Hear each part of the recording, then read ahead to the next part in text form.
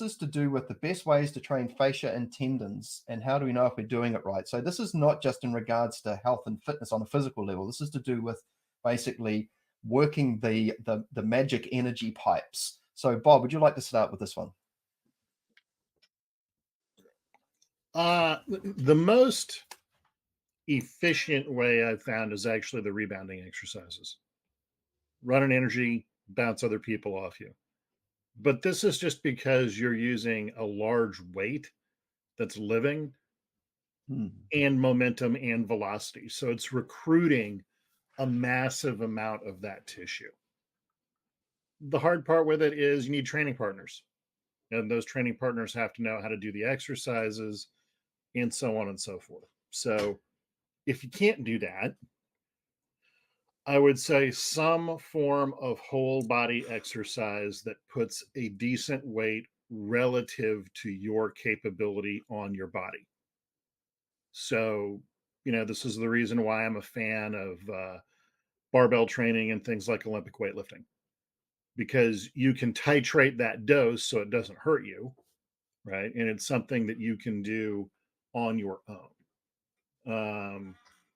But in general, anything that stresses the body as a unit while you're running in energy is going to greatly enhance not only the development of the fascia and tendons and whatnot, but your ability to run the energy writ large.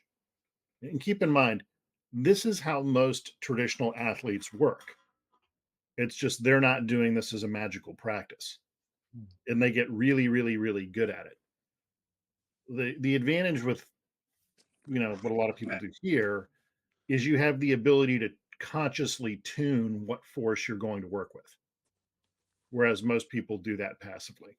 So, but that's my advice: train something that trains the whole body as a unit, whole body movement, that applies weight to the body, and that will drive that soft tissue to develop. Wonderful, thank you. Aaron, would you like to chime in on this one? As Bob was saying before, to train the fascia, there's some sort of connection when the body needs to have some sort of tension. And for me, it's inadvertently doing kettlebell training over the years has produced really strong fascia and tendons in myself. And I think it's just got to do with the nature of the exercises with the kettlebell, the shape, and just doing exercises that are non-linear. You tend to just develop your body in different ways. And I find that the shape of the kettlebell really impacts the fascia of your body with that constant impact. And I feel it's the closest thing to me of when you do a hard kettlebell session of almost having a kickboxing fight, by just getting that total taxing of the body, taxing of the fascia, taxing of the lungs, and that amount of tension or just activity that you do gives you feedback of when you recover to get stronger, increasing that fascia. So I just say literally, like Bob said, doing some Olympic weightlifting, isometrics, anything that's just going to put your body under some tension, and really not worrying about using the muscles as such, but learning how to actually activate the nerves through your using your mind rather than just how to describe it.